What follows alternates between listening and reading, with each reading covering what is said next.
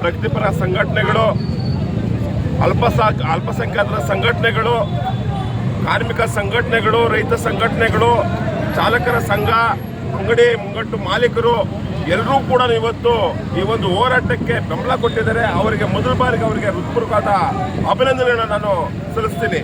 ಜೊತೆಗೆ ಇವತ್ತು ಇದ್ರ ವಿಚಾರವಾಗಿ ಬಹಳ ಸಂಪೂರ್ಣವಾಗಿ ರೇವಣ್ಣ ಹೇಳಿದ್ದಾರೆ. ನಾನು ಒಂದೇ ಮಾತಲ್ಲಿ ಮಾತು ಮುಗಿಸ್ತೀನಿ.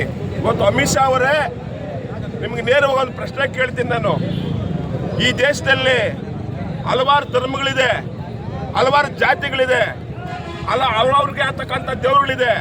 ಆದರೆ ಇಡೀ ದೇಶದಲ್ಲಿ ಒಬ್ಬ ಮನುಷ್ಯ ಬದುಕಬೇಕಂದ್ರೆ ಅದಕ್ಕೆ ಕಾನೂನು ಇದೆ. ಆ ಕಾನೂನು ಕೊಟ್ಟಂತ ಅಂಬೇಡ್ಕರ್ ಇವತ್ತು ನಮ್ಗೆಲ್ರಿಗೂ ದೇವರು. ಮುಖ್ಯವಾಗಿ ಇವತ್ತು ನೀನು ಸಂಸತ್ಗೆ ಹೋಗಿದೀಯ ಅಂದ್ರೆ ಯಾವ ಆಧಾರದ ಮೇಲೆ ನೀನು ಸಂಸತ್ಗೆ ಹೋಗಿದೀಯಾ?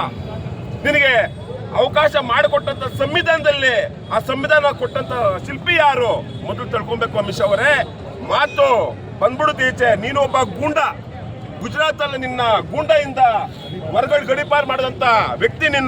ನಿನ್ನಂತ ಅಯೋಗ್ಯನ್ನ ಇನ್ನೊಬ್ಬ ಅಯೋಗ್ಯ ನರೇಂದ್ರ ಮೋದಿ ಕ್ಯಾಬಿನೆಟ್ ತಗೊಂಡಿರೋದೇ ಈ ದೇಶದ ದುರಾದೃಷ್ಟ ಮೊದಲು. ಅದಕ್ಕೆ ದಯವಿಟ್ಟು ಇವತ್ತೆಲ್ಲ ಕೂಡ ದೇಶದಲ್ಲಿ ಎಲ್ಲ ಜಿಲ್ಲೆಗಳಲ್ಲಿ, ಎಲ್ಲ ರಾಜ್ಯಗಳಲ್ಲಿ ಕೂಡ ನಿರಂತರವಾಗಿ ಉಗ್ರ ಹೋರಾಟ ನಡೀತಾ ಐತೆ. ನಿಮ್ಗೇನಾದ್ರೂ ಕೂಡ ಬಿಜೆಪಿ ಕೇಂದ್ರ ಸರ್ಕಾರ ಮಾನವ ಮರ್ಯಾದೆ ಏನಾದ್ರು ಇದ್ರೆ ಕೂಡಲೇ ಅಮಿತ್ ಶಾರನ್ನ ವಜಾ ಮಾಡಬೇಕು.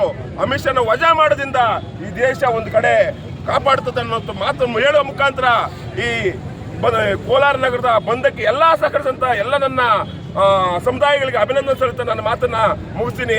ಜೈ ಭೀಮ್, ಜೈ ಸಂವಿಧಾನ.